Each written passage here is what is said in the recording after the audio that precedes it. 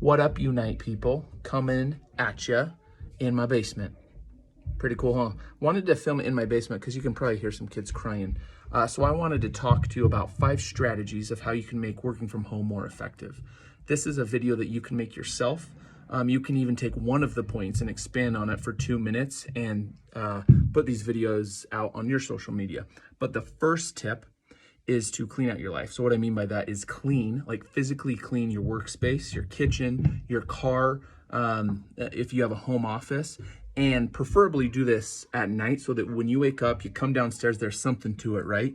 Where you see a clean office and it makes you want to work more. It does something to clear your mind. Second thing is to start your day off right.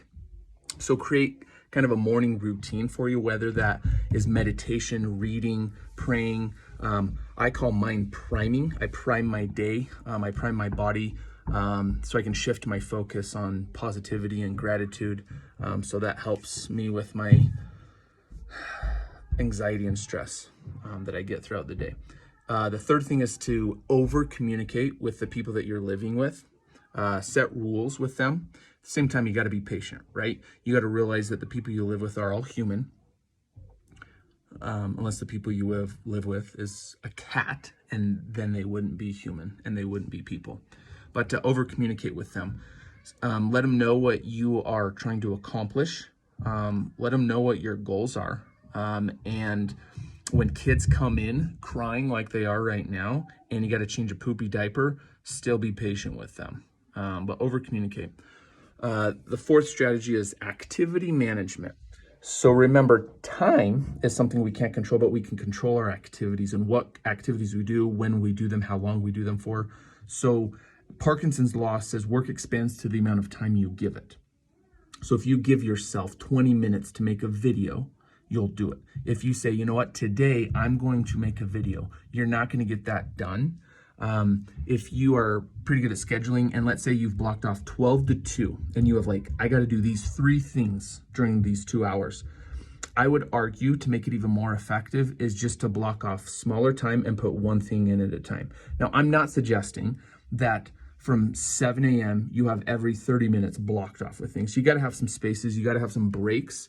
Again, we're human, so sometimes things will take a little longer than what we give it, and that's okay. We have to adapt and be flexible, but you gotta not just put, I'm gonna start it at this time, you wanna put an end time as well. Remember that Parkinson's law. And then the 5th strategy I already mentioned is have some breaks. Leave home, take a run, take a walk around the block. If you wanna go and play with your kids for an hour, play a game of Uno or something like that and clear your mind, that's great. I would suggest not turning on Netflix or Hulu or the TV at all. If you're like me and you watch an episode of Ozark, you commit to 1 episode, but you're like, oh, crap, now it's 2 p.m. I've watched 4 episodes.